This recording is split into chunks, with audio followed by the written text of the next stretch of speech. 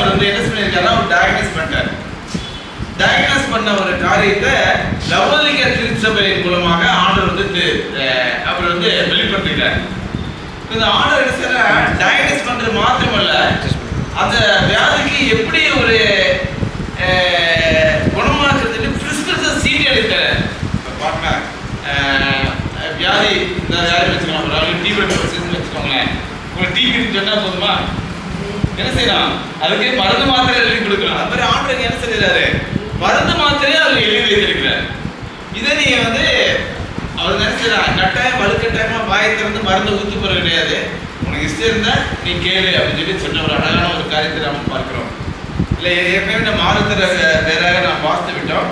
முதலாவது நம்முடைய ஆவிக்கிற நிலைமையை பார்க்கும் பொழுது எல்லாரும் முதல்ல என்ன தெரியுமா ஜெபம் பண்ண? முதல்ல வந்து சங்கீதம் 133 23 நாளே நம்மளே தேவனிடத்துல கேட்கணும்.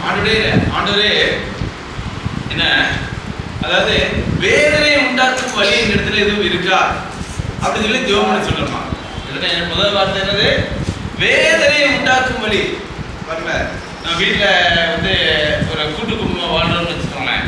நாத்தனார், குழந்தை, மாமனார், மாமியார், ஈவன் தாத்தா கூட இருப்பாங்க. அப்போ யாராவது ஒருத்தவங்க என்ன செய்யறாங்க? ஒரு ஒரு உள்ளத்தை தைக்கிற அளவுக்கு ஒரு மோசமான ஒரு காரியம் பேசிட்டா என்ன ஆயிரும்? அவங்குள்ள அன்பு ஒற்றுமை எல்லாம் குறைந்து விடும்.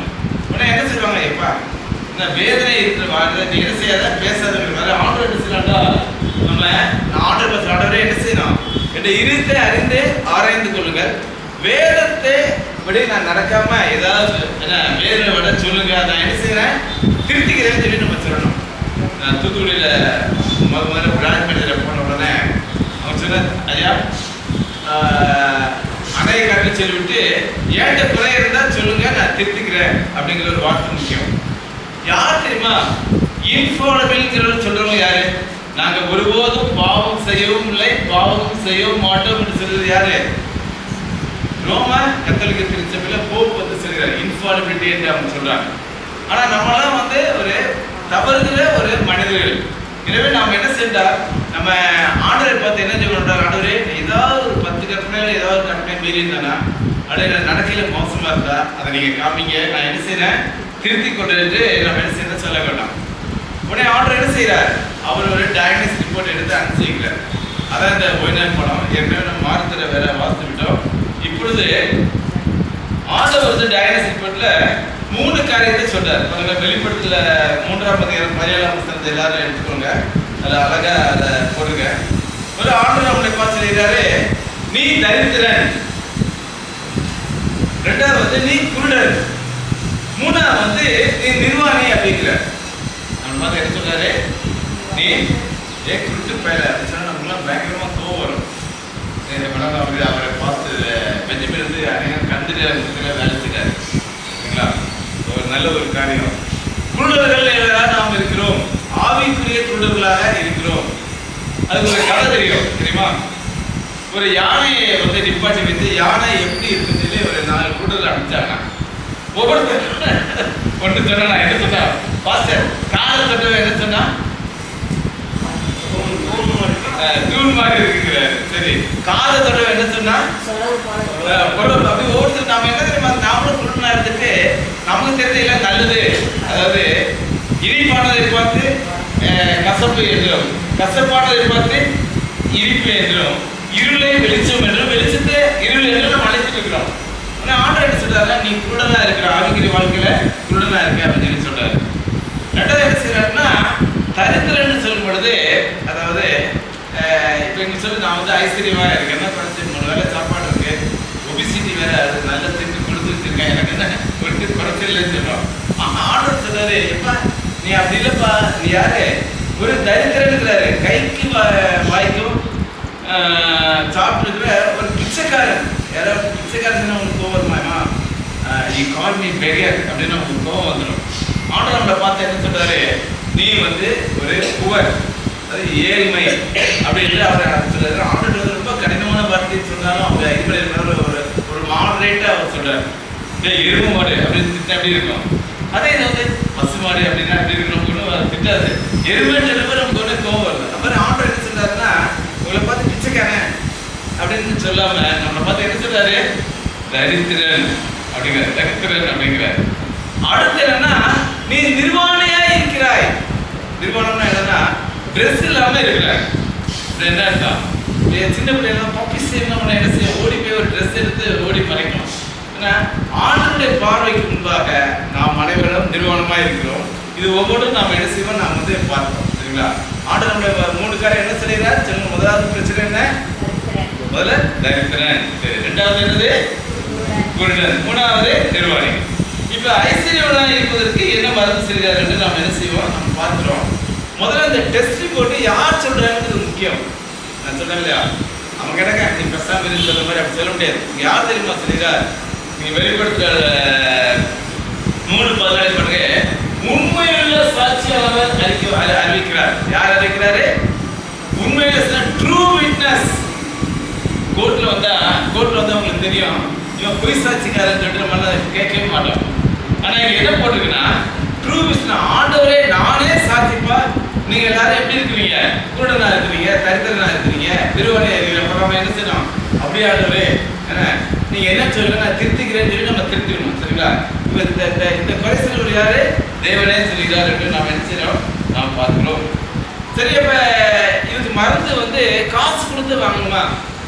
நம்ம டாக்டர் வந்து புதுசு எழுதி தராங்க, ஒரு கேன்சருக்கு ஒரு மருந்து எழுதி தரான்னு வச்சுக்கோங்களேன். நம்ம கடையிலே வாங்குறோம், என்ன செய்யணும்? காசுக்கு பணம் கொடுக்கணும், இல்லைன்னா கொடுக்கவே மாட்டாங்க. சரிங்களா? ஒரு 3 நாளைக்கு மருந்து கொடுக்குறாங்க, சார் இருந்து வர முடியாது, நீங்க என்ன செய்யணும், கூட கொஞ்சம். அப்ப கையில எவ்வளவு காசு இருக்கு? அவ்வளோ இருக்கா? இப்போ ஒரு நாளுக்குரிய கடனை மட்டும் வாங்கிட்டு போங்க, நாள் மீதி காசு கொடுத்து மீதி காசை வாங்கிட்டு போங்க. கையில காசு வாயில தோசை அப்படிங்கிற மாதிரி இருக்கு.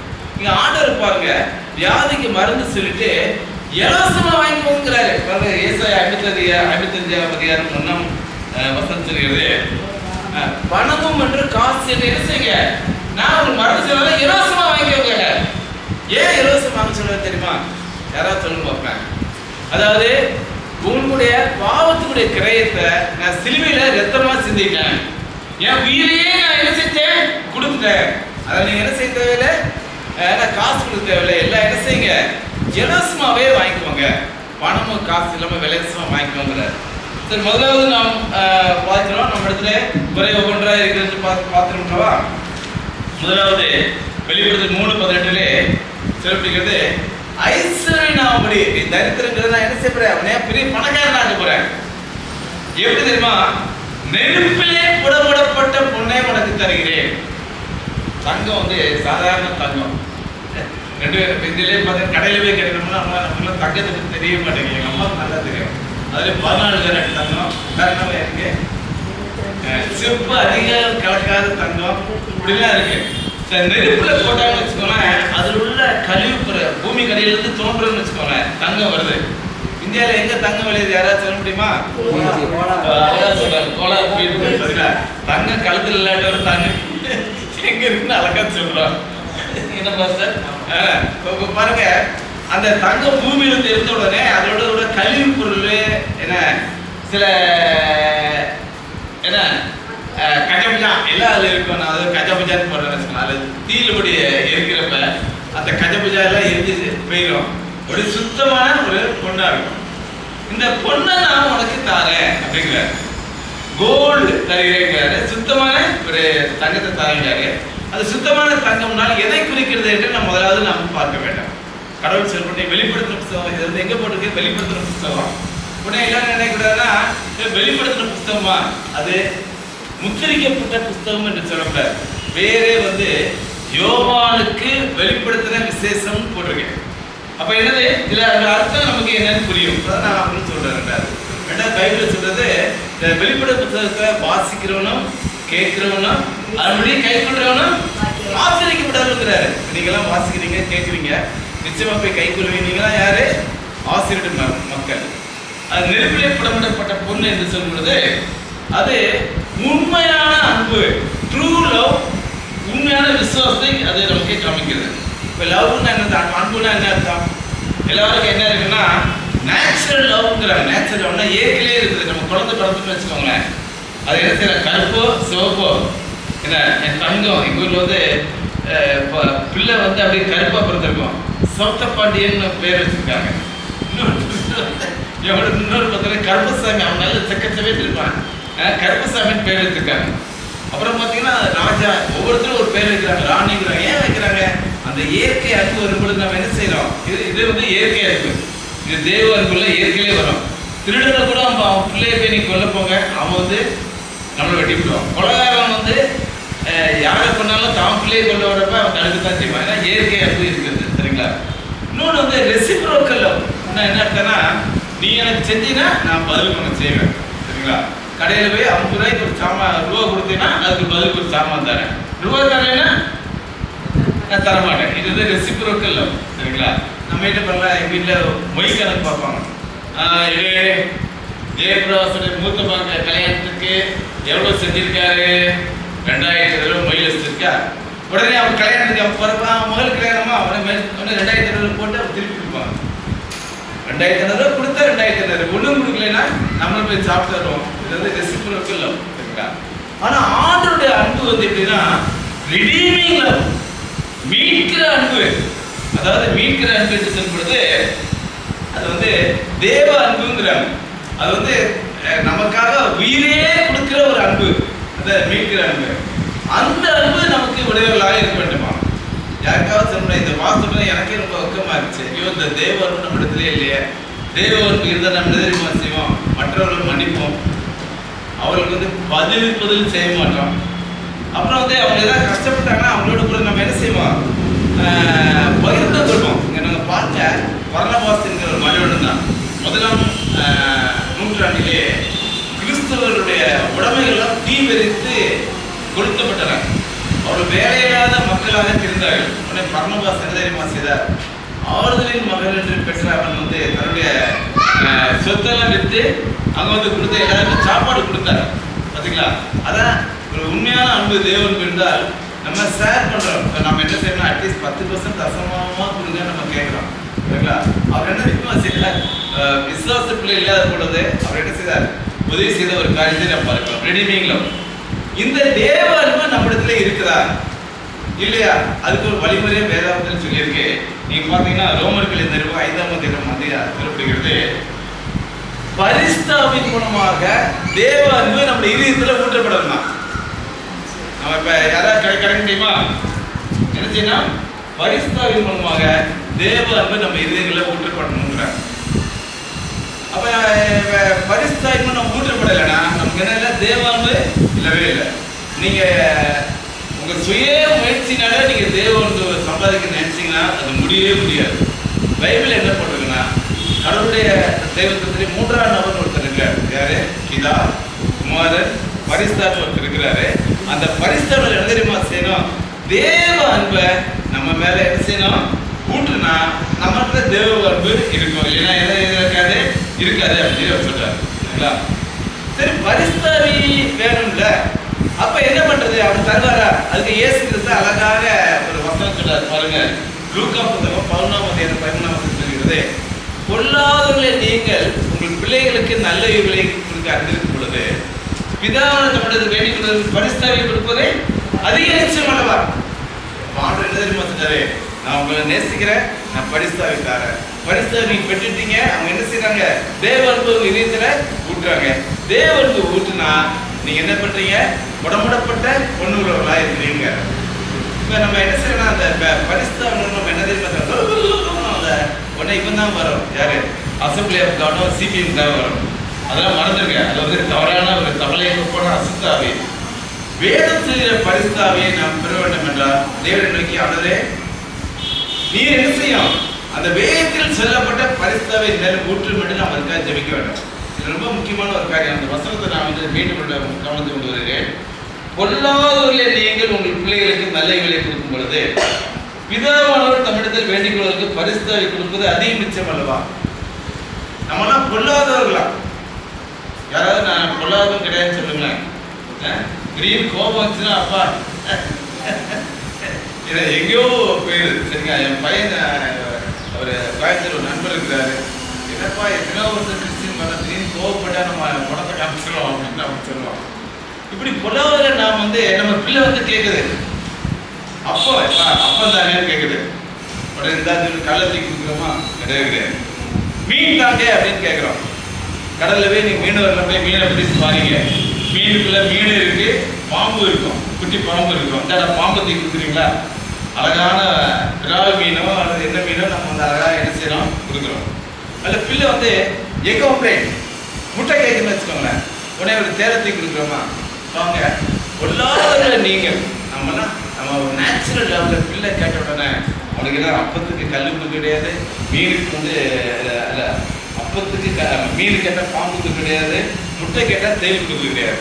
அவனுக்கு என்ன செய்யறான்? அவனுக்கு தேவையான கொடுக்குற போல ஒருபோதும் பாவம் செய்திடாத நித்திய வாசியாக தேவன் நம்மிடத்தில் வேண்டிய கொடுக்க என்ன கொடுப்பார்? பரிசாவே கொடுப்பார். இந்த பரிசாவை நாம் பெற்றுக்கொண்டோம் என்றால் அவர் மூலமா என்ன செய்யும்? தேவ அன்பு நம்முடைய இதயத்திலே ஊற்றப்பட்டிருக்கோம். தேவ அன்பு இருந்தாலே நமக்கு என்னது என்ன இருக்குன்னாக்கா வெள்ளி தங்கம் இருக்கு என்று நம்ம வைத்துக்கிறோம். நெருப்பிலே புறப்பட்ட இது இருக்குன்னு நம்ம பார்க்கிறோம். சரிங்களா? அடுத்து வந்து அந்த தங்கத்துக்கு இன்னொரு அடையாளம் வந்து முதலாவது அன்பு, இரண்டாவது விசுவாசம். விசுவாசத்தில் ஐஸ்வர்யவான் சொல்றோம்லவா? நம்முடைய வாழ்க்கையிலே விசுவாசம் இருந்தால் அது ஒரு ஐஸ்வர்யவானம். ரொம்ப முக்கியமான ஒன்று. இவர் ரிச் ஃபெய்த், அதாவது பைபிள் வந்து அந்த காலத்தில் எழுதி போட்டுருக்கு. சபைக்கு ரெண்டு பேர் வராங்க. ஒருத்தர் மோதிரம் கையில் அழகாக உடுத்திட்டு அந்த காலத்தில் மோதிரம் அணிஞ்சிருக்காங்க, பார்த்துருக்காங்க. நல்ல பெண் வஸ்திரம் உடுத்திட்டு ஒருத்தர் அழகாக வரான். இன்னொரு வந்து தரித்திரன் வந்து மோதிரம் இல்லாமல் சும்மா வரான். நீ அவனை பார்த்து கருத்தனை பார்த்து பின்னாடி உட்காரு, இவனை பார்த்து முன்னாடி உட்காரு எப்படி நீங்க சொல்ல போச்சு? இவன் யாரு? விசுவாசத்தில் ஐஸ்வர்யவான். அப்படி நீ செய்யக்கூடாது, எல்லாத்தையும் சமமாக நடத்தி நான் பார்த்து சொல்லிட்டார். விசுவாசத்தில் ஐஸ்வர்யவானாக நாம் ஆக வேண்டும். சரிங்களா? அதுக்கு என்ன செய்யுது? சரிங்களா? பைபிள் சொன்னது நமக்கு வந்து கடுகளவு விசுவாசம் இருந்தால் இந்த மலையை பார்த்து சமுத்திரத்திலே போடுன்னா போய் சேர்ந்துருமா? பாருங்க, நீங்க அந்த வசனம் நான் கொடுத்துருக்கிறேன். கடுகளவு யாருக்கா விசுவாசம் இருக்கா? சொல்லுங்க. நீங்க ராணி மலை தூக்கி நேரம் அங்கே சீலா வீட்டு பக்கத்தில் உள்ள கிடவுன்னு சொல்லுங்க முடியுமா? அவங்க இல்லை, அதெல்லாம் சொல்ல. இப்போ ஆர்டர் வந்து கேட்க மாட்டாரு. நம்ம விசுவாசம் வந்து அடுத்தவங்க என்ன செய்யலாம்? அந்த விசுவாசம் கொடுத்துட்டாங்கன்னா எல்லாரும் சொல்லுவாங்க, உன் தலைமையில வந்து விடணுமையா, அவன் வீட்டிலேயே விடணும்னு நம்ம சொல்லுவோம். இன்னொருத்தன் சொல்ல யாரு மேலே விட வேண்டாம், அது கடவுளவே விடட்டும். அதான் உண்மையான விசுவாசம். சரியா? கடுகளவு விசுவாசம் இருந்தா இந்த மலையை பார்த்து போன பெய்துங்கிறாங்க. அப்ப நமக்கு என்ன செய்யலாம்? கடுகளவு விசுவாசம் தான் இல்லை. நம்ம வாழ்க்கையில மலை போன்ற பிரச்சனைகள் வந்தாலும் கூட கடுகளவு விசுவாசம் தான் என்ன செய்யலாமா? அதான் என்ன செய்யலாம்? கடந்து சென்று விடலாம் என்று நாம் வேத வசனம் சொல்லுகிறது. இந்த விசுவாசத்தை எப்படி வளர்ப்பது? ரொம்ப முக்கியமான ஒரு காரியம். நீங்க அதுவும் வேதத்தில் சொல்லியிருக்கிறது, faith comes by hearing and hearing the word of God. அதனால ரோமர் 10ஆம் அதிகாரத்தில் சொல்லியிருது, வேத வசனத்தை நம்ம வாசிக்கணும், கேட்கணும். அப்படி கேட்டோம்னா விசுவாசம் வரும், இல்லைன்னா வராது அப்படின்னு சொல்லி அவர் சொல்றாரு. அப்ப நெருப்பிலே புடமிடப்பட்ட பொன்னாகிய விசுவாசம் நமக்கு வேணும்னா என்ன செய்யணும்? பைபிளை வாசிக்கணும், கேட்கணும். அப்ப என்ன செய்யும்? விசுவாசம் நமக்கு வரும். இங்கே ஒரு லவ்லி இங்கிலீஷ் சர்ச்சில் ஒரு அழகான ஒரு பாப்பா ஒரு பாட்டு, கூடார வாசி நம்ம எல்லாரும் நித்தியர் இயேசு இருக்கையில் நீ ஏன் கலங்குகிற, நீ ஏன் பதறுகிற, ஆண்டவர் எல்லாம் பார்த்துட்டு வர ஒரே ஒரு 2 சென்டென்ஸ் இருக்கு. வீட்டில் அந்த வார்த்தை கேட்டு பாருங்க. மேலானவர்களை தேடு என்ன அப்படி என்று அழகான ஒரு பாடல் வந்து பாடினாங்க. அந்த பாடலை கேட்ட உடனே எனக்கு விசுவாசம் ரொம்ப நல்ல.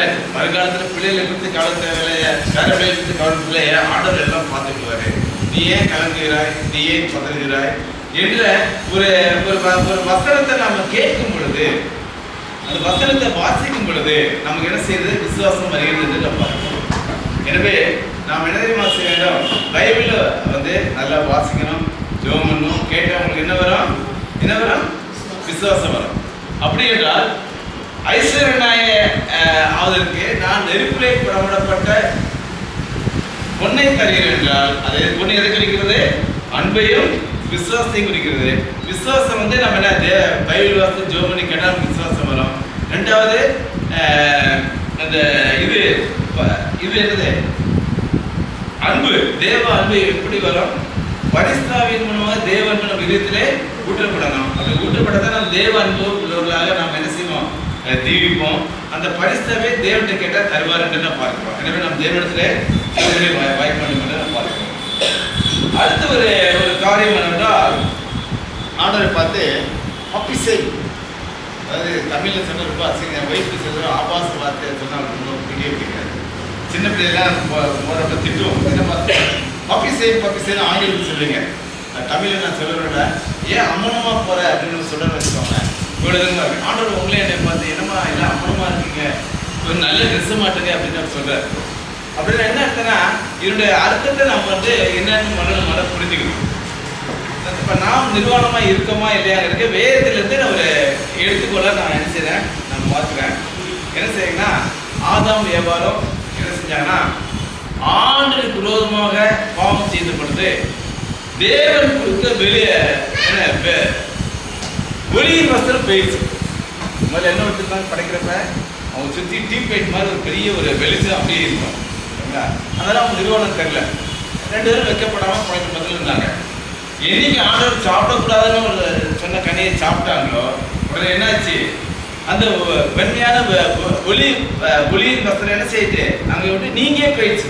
இப்போ என்ன செய்யறாங்க, 2 பேரும் பார்க்குறாங்க, நிறுவனையாக இருக்கிறாங்க. உடனே என்ன பண்ணாங்க, அத்தி இலையை பிடுங்கி தைத்து நம்ம நிர்வாணத்தை மறைத்து கொண்டாங்க. நான் பார்க்கிறேன்.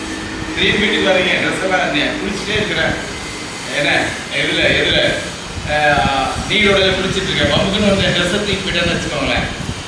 நான் உடனே என்ன செய்வேன், பார்த்தா என்ன செய்வீங்க, பக்கத்தில் வாழைத்தோப்பு இருந்தால் வாழைத்தோப்பு போய் சுற்றி நம்ம நிர்வாணத்தை மறைச்சிட்டோம்லவா. யாராக இருந்தாலும் ஒரு அது மாதிரி என்ன செய்யறாங்க, 2 பேரும் என்ன பண்ணுவாங்க, ஆதாம் ஏவாள் என்ன செஞ்சாங்க, அத்தியிலே எடுத்து என்ன செய்தாங்க, மாற்றிட்டாங்க. இப்போ எல்லாரும் வெளிப்படுத்து 3ஆம் அதிகாரம் 10ஆம் வசனம் போடுறேன். நாங்கள் தப்பா வெளி 3 போடுறேன். அதில் பார்த்தீங்கன்னா, ஆண்டவர் குளிர்ச்சியான வழியில அவங்களோட பேசுவார். வெளி 3:10 எல்லாரும் எடுத்து பார்த்தீங்க. அவங்க என்ன சொல்றாங்க பாருங்க, ஆதாம் என்ன சொல்றாரு பாருங்க. இல்லை வெளியிலமா, அதாவது ஆதியாகமம் 3:10 தப்பா பவர் பாயிண்ட்ல போட்டேன். பாருங்க, வெளி 3:10 பார்த்தீங்கன்னா, அதற்கு அவன், ஆண்டவரே நான் நிர்வாணியா இருப்பதால் பயந்து ஒழித்து கொண்டேங்கிறார். நல்லா புரிஞ்சுக்கோங்க. அவன் என்ன பண்ணியிருக்கான், அத்தியிலை எடுத்து நல்லா கட்டிருக்காரு, மாட்டிருக்காரு. சரிங்களா? நிறுவனம்லாம் மறைஞ்சிருச்சு. ஆனா ஆண்டவர் சரீரத்தில் வரும் பொழுது அவன் என்ன சொல்றான், ஆண்டவர் நான் என்ன இருக்கிறேன், அம்மனமா இருக்கிறேன், நிறுவனமா இருக்கிறேன் அப்படின்னு சொல்றாரு. உடனே ஆண்டவர் என்ன செய்யறாரு, உடனே அவருடைய பாவத்துக்கு பரிகாரமாக என்ன செய்தார், ஒரு ஆடை வெட்டி அந்த ஆடு தோலை எடுத்து அவன் மேலே என்ன செய்தார், குடுத்தினார் என்று நான் பார்க்கிறோம். நிறுவனம் மறைந்து விட்டது. அந்த ஆடு தேவ ஆட்டுக்குட்டியாய் கிறிஸ்துவின் நீதியை அவனை சாவியாக அவனுக்கு போட்டினார். அவன் நிர்வாணம் மறைக்கப்பட்டது என்று நான் பார்க்கிறோம். அப்படின்னா என்ன அர்த்தம்னா, நம்மெல்லாம் நிர்வாணங்களை அவ்வளவு சிரமம் காணப்படாமல் இருக்க வேண்டும் என்றால் கிறிஸ்துவின் நீதியை நாம் தரிக்க வேண்டும். அப்படி தரித்தோம் என்றால் நாம் ஆண்டுடைய பாறை இருந்தால் எப்படி இருப்போமா, நிறுவனமாக இருக்கும். அதுக்கு வசனத்தை வாசிக்கிறேன். அடுத்த வசனம் போடுது பாருங்க. நீங்க சுத்தமும் பிரகாசமான வெள்ளி வஸ்திரம் கொடுக்கப்பட்டது. அது வெள்ளி வஸ்திரம் யார் என்றால் பரிசுத்தோட நீதியே அப்படின்னு சொல்லுது. அப்படின்னு என்ன அர்த்தம்னா, எவனுக்கு போறவங்க எல்லாருக்குமே அழகான வெண்வஸ்திரம் ஒன்று கொடுக்கப்பட்டது. அந்த வெண்வஸ்திரம் என்னவென்றால் இயேசு கிறிஸ்துவின் நீதி அப்படின்னு போறாங்க. அப்ப நம்ம ஜெபம் மட்டும் என்ன தெரியுமா செய்யலாம், அடரே நிர்வாணமே அவலட்சணம் காணப்படாதபடி இயேசுவின் நீதியாகிய சால்வையினாலே என்னை என்ன செய்யும், மறைத்துக் கொள்ளும் என்று நாம் ஜெபம் பண்ண வேண்டும். அப்படி நாம் ஜெபம் பண்ணும் பொழுது நாம் என்னவா இருக்க மாட்டோம், நிர்வாணிகளாக இருக்க மாட்டோம் என்று நாம் பார்க்கிறோம். இப்ப இயேசுவின் நீதியை நாம் சால்வை அணிந்து கொள்ளும் பொழுது நமக்கு 2 விதமான ஒரு ஆசீர்வாதத்தை தருகிறது. ஒன்று என்றால், ஆணுடைய சன்னியானத்திற்கு முன்பதாக நிற்கக்கூடிய தகுதியை தருகிறது, ஃபிட்னஸ் டு ஹெவன்.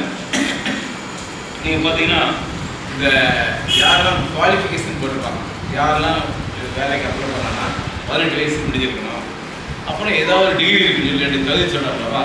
இங்கே நான் பார்க்குற பரலோகத்துக்கு நீ போனோம்னா, கிறிஸ்து பூமியில் வாழ்ந்த பொழுது ஒருபோதும் பாவம் செய்வதை ஜீவித்தார் அல்லவா.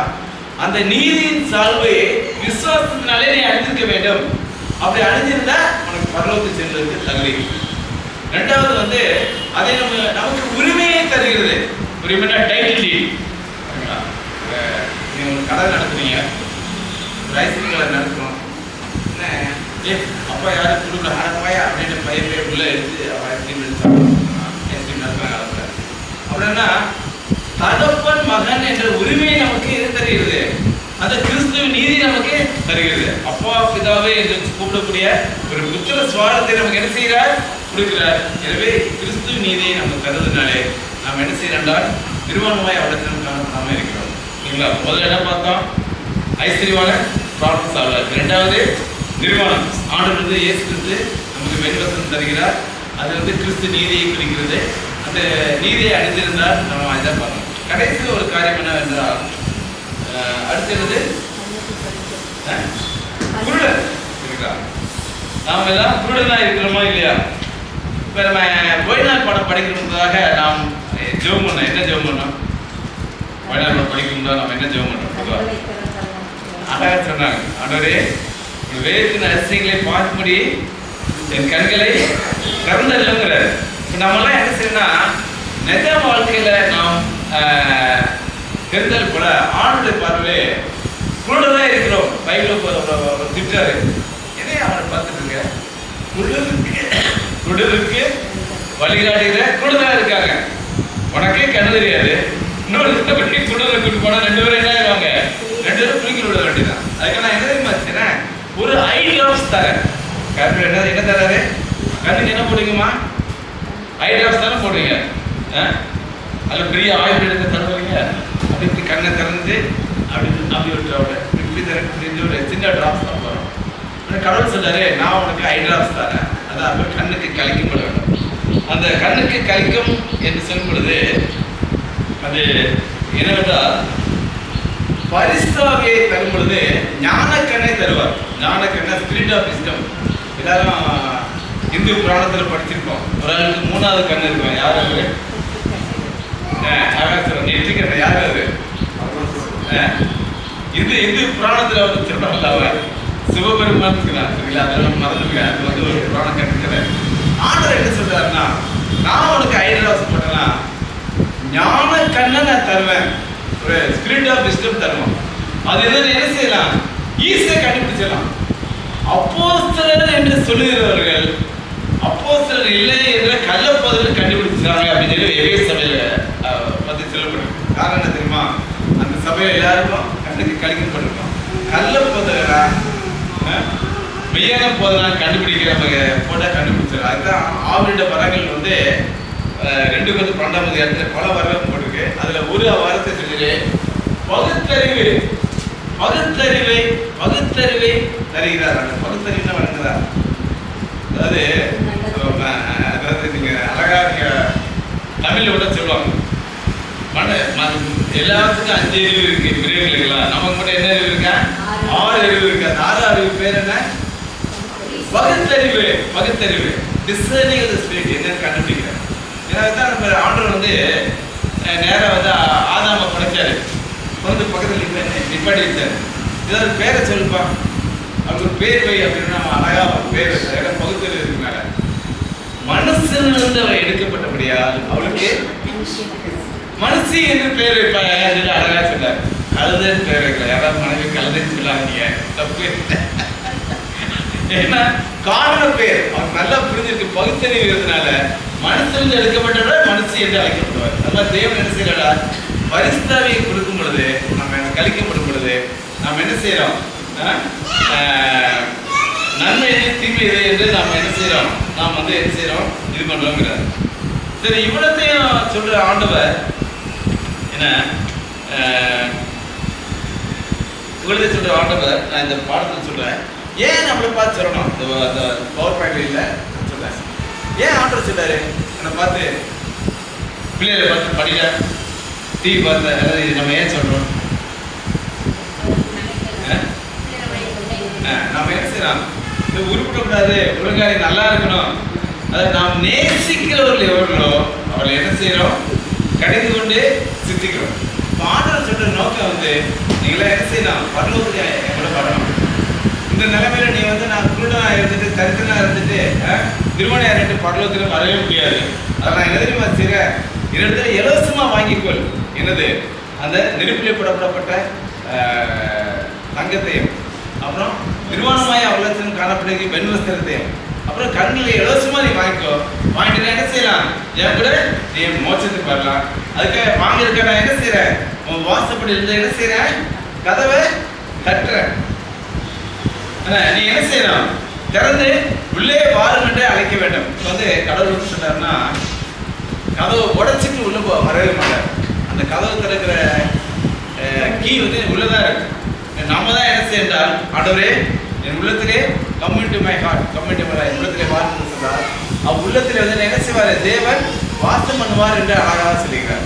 எனவே நாம் என்ன செய்யணும்? அந்த சத்தம் கேட்கும் பொழுது கர்த்தாவே என் உள்ளத்தில் வாரும் என்று நாம் ஜெபம் பண்ண வேண்டும். அதனால தான் நான் இன்று மை ஹார்ட் என்று நம்ம ஒரு பாடலை பாடப்படுறவா. அவர் வந்த என்ன தெரியுமா செய்யறான்? நம்மோட கூட நல்ல உறவு வைத்திருப்பார்.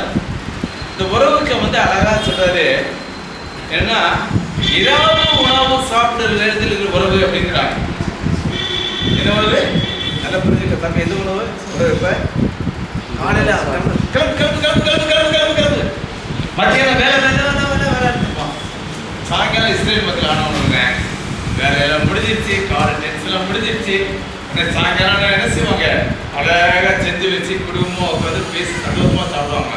இது வந்து முதலாம் நூற்றாண்டில் நடந்துச்சு. அப்போ மின்சாரம் கிடையாது, கேஸ் ஸ்டவ் கிடையாது, மின்சார அடுப்பு கிடையாது, எதுவுமே கிடையாது. சரிங்களா? நான் போஜனம் பண்ணுவேன் என்றால் அந்த எந்த போஜனம்? காலையில ரசவசில அப்படியே வரைச்சிட்டு எல்லாம் கிளம்பி அவசரமாக கொஞ்சம் வாயில் போட்டு போகிறோம்னா அந்த போஜனம் கிடையாது. மத்தியானம் வேலை நேரத்தில் லஞ்ச் முடிக்கிறோம், அந்த வேலை கிடையாது. எல்லா வேலையும் டிஸ்டர்பாக இருக்கிற சாயங்கால நேரம் சாப்பிடணும்லவா நன்றாக பேசி ஒருவாடுகிற ஒரு காரியத்தை நான் என்ன செய்வேன்? உன்னோடு கூட செலவழிப்பு என்று ஆண்டவர் சொல்கிறார். எனவே நாம் என்ன செய்யலாம்? அமிதமாக ஆண்டவரை பார்த்து என்ன என் உள்ளத்திலே வாரும் இருக்கிறது. ஆண்டவர் உள்ளத்தில் வந்து வாசம் செய்து நம்மோட கூட என்ன சார் அப்படிப்பட்ட ஒரு நேரத்தை செலவழிப்பார் என்று நாம் பார்க்கிறோம். அடுத்த ஒரு முக்கியமான ஒரு ஆசீர்வாதோட சொல்லல என்னன்னா, சிங்காசனத்திலே என்னோட கூட உட்காரவும் செய்வேன் என்று சொல்கிறார். வெளிப்படுத்துறாங்க வார்த்தை. சிங்காசனத்தில் உட்கார வைப்பாங்க. எப்படி அது ஆச்சரியமா இருக்கு. நான் வந்து நம்மளாம் பார்த்து ஒரு கேன்சர் ட்ரீட்மெண்ட்டுக்காக பணம் வாங்குறதுக்காக எங்கே போனேன்னா ஹோல்சேலுக்கு போனேன். ஹோல்சேலுக்கு போனேன். உடனே நான் சொல்கிறேன், வந்த உடனே வீட்டுக்கு போகிறேன்னு வச்சுக்கோங்க. வீட்டுக்கு வெளியே பெஞ்ச் இருக்குது, பெஞ்சில் உட்காருங்க, நான் வரேன் அப்படின்னு சொன்னா எப்படி இருக்கும்? சொல்லுங்க. வாசல் சொல்லுங்க. உங்கள் வீட்டுக்கு வந்துருக்க நான் வீட்டுக்கு வந்துருக்கிறோம். அதே அந்த வாசலில் பெஞ்சு இருக்கு, வீட்டுக்கு வெளியே தாவா இருக்கு, தாவா இருப்பாங்க. உட்காருன்னா எப்படி இருக்கும்? நம்ம என்ன அம்மாரி வந்து என்ன செய்வோம்னா, அப்பா ஏன் இடத்துல உட்கார வைக்கிறதா? நீங்கள் நேரம் புதுசாக சீட்டில் நீங்கள் உட்காருங்க. மோசிட்டாங்க. அது வேற சேர்ந்து உலகத்தில் இருக்க. இந்த உலகத்தில் வந்து என்னன்னா நம்ம பக்கத்தில் உட்காரவே வைக்க விட மாட்டாங்க. ஆண்டவர் சொல்றாரு, 24 மூப்பர்களுக்கு 24 சிங்காசனம் போட்டு பரமபிதா பரிசுத்தவானவர் இயேசு கிறிஸ்து 3 பேர் உட்கார்ந்துருக்காங்கப்பா, என் பக்கத்தில் உட்காரு, நம்ம பேசிட்டு அப்படின்னு சொல்லி அவரோட சிங்காசனத்திலே உட்கார வைக்கிறாரா. அவங்க எவ்வளோ பெரிய நேசிக்கான்னு பாருங்க. ஏழை பணக்காரன் கிடையாது, உயர்ந்தவன் தாழ்ந்தவன் இருக்கிறதே கிடையாது. எல்லாரும் சமமா ஆண்டவர் நேசிக்கிறார். ஏன் தெரியுமா? அந்த தெய்வீக கடவுள் மாடு அவதாரத்தை எடுத்து அவர் வந்து அவரால் பிரிக்கவே முடியாது. அந்த அன்பு இருக்கிறதுனால அவரோட சிங்காசனத்திலே அவர்கள் கூட இருப்போம் என்று ஆலோசிக்கிறார். எனவே நாம் என்ன செய்யணும்னா, இந்த ஒரு இதை ஆலோசனையை நாம் என்ன செய்யணும் கேட்க வேண்டும். என்ன கேட்கணும்? முதலாவது ஆண்டவர்களை பார்த்து என்ன குறை சொல்கிறார்? தரித்திரன், நிர்வாணி, அப்புறம் அடுத்து என்னது? குருடன் சொல்லுகிறார். சரிங்களா? அப்ப ஐஸ்வர்யனாக என்ன வாங்கிட்டு சொல்றாரு? மென்வஸ்திரத்தை வாங்கிக்கோ. குருடனாக கண்ணுக்கு கலைக்கணும் போகக்கூடாது. திருவாரூருக்கு மென்வஸ்திரத்தை வாங்கிக்கிறார். இதை வாங்கிட்டு என்ன ஆகும்? நீ வந்து என்ன செய்யலாம்? உள்ளத்துல வந்து என்ன செய்வேன்? வாசம் செய்வேன். வாசம் செய்யறப்ப என்ன ஆகும்? எப்படி உறவு எப்படி இருக்கும்? அதிகாலை நேரமா, பிரேக்ஃபாஸ்ட் டைமா, லஞ்ச் டைமா, சப்பர் டைம்ல நான் என்ன செய்வேன்? நல்லா பேசி உறவாடுவேன், எவனோட சிங்காசனத்தில் உட்காருவேன். இதை என்ன செய்வேன்? காது உள்ளவன் கேட்க கடவன். நான் கேட்கறேன்னா கேளு, இல்லைன்னா விட்டுறப்பா. நீ வந்து சாத்தா மட்டும் சேர்ந்து ஏன்னா அழிந்து போ அப்படின்னு ஆர்டர் பவர் எக்ஸசைஸ் நான் கொடுக்குறேன். நாம் என்ன செய்யணும், அதே பார்க்கணும் அப்படின்னு பார்க்கிறோம். இது வந்து என்னன்னா உண்மையான நிலைமை, சரிங்களா? அடுத்து இதிலே வச்சுட்டாரு, எப்படி இது நீடித்திருப்பது. என்ன ரெண்டு இது மட்டும் சொல்லி முடிச்சிடறேன். அவங்க என்ன சொல்றாங்கன்னா, நாம என்ன கோயிலுக்கு வரோம், பாவத்தெல்லாம் அறிக்கை செய்கிறோம், மன்னிப்பை பெற்றோம், சரிங்களா? அப்புறம் வந்து சந்தோஷமா இருக்கிறோம், ஏன்னா பாவத்தை மன்னிச்சிட்டாருல. அதை வந்து கிழக்குக்கு மேற்குக்கு எவ்வளோ தூரம் இருக்கோ அவ்வளோ தூரம் போட்டாரு. உடனே அப்படியே நின்றோம். அவங்க சொல்றாங்க அப்படி இருக்கக்கூடாது, தேவனுடைய காரியிலே அன்பிலே நிலைத்திருக்க வேண்டும் அப்படின்னு சொல்லிக்கிறார். அதுக்கு உதாரணம் சொல்றாங்க, ஒரு திராட்சை செடி இருக்குன்னு வச்சுக்கோங்க. திராட்சை செடி வந்து மெயினாக ஒரு இருக்கும், அப்புறம் அந்த கிளையெல்லாம் விரிஞ்சு போகும். இந்த கிளையானது அந்த மெயின் தண்டு மேலே இருந்தால் தான் அந்த பூமியிலிருந்து ஒளிஞ்சிற சத்து வந்து அந்த கிளை வழியா போய் கலையா இருக்கும். நம்ம நீங்க என்ன செய்யுங்க, என்னுடைய அன்பிலே நிலைத்திருங்கள் அப்படின்னு ஆண்டவர் சொல்றார்.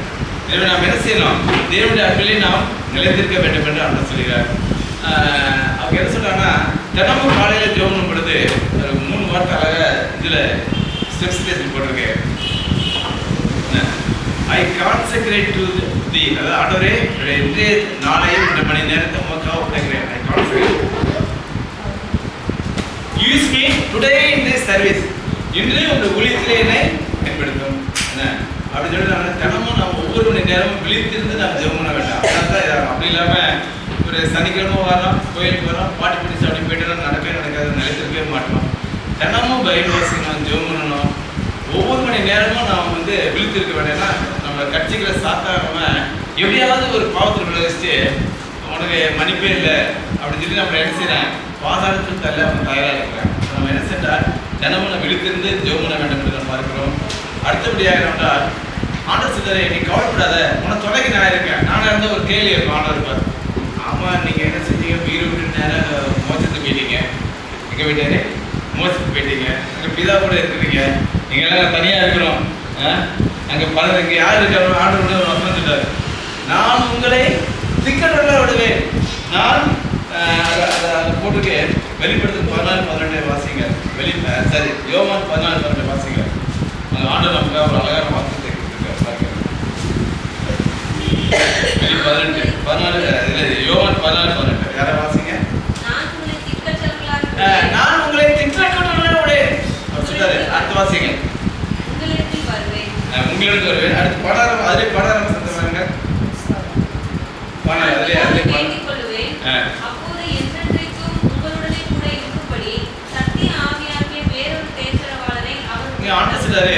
உன்னை அனாதை எப்படி பேர மாட்டேப்பா, நான் என்ன செய்யறேன், நான் கவனுக்கு போறேன். இப்போ என்ன செய்ய போறேன், உனக்கு துணை யாரு அனுப்புறேன், வருஷம் இருப்பா, அவர் கூட இருப்பாரு. அவர் என்ன செய்வாரு, விசுவாசத்தை தோக்கணுவாரு, கடைசி வரைக்கும் என்ன செய்வாரு, கொண்டே விட்டுருவாரு. நீ கவலைப்படாத, நிலைத்திருக்கலாம் என்று நான் பார்க்கிறோம். நாம் என்ன செய்யணும், நாம் வந்து தேவனிடத்தில் ஜெபம் பண்ணி பரிசாய் பெற்றுக்கொண்டு அவருடைய அன்பிலே நிலைத்திருப்போம். கடைசியிலே ஆண்டவர் இருந்தது விரை ரசிகர் இவருக்காக காத்திருப்போம். பொழுது நம்ம அனைவரும் காணப்படுவதற்காக தேவன் கிருபை செய்வாராக.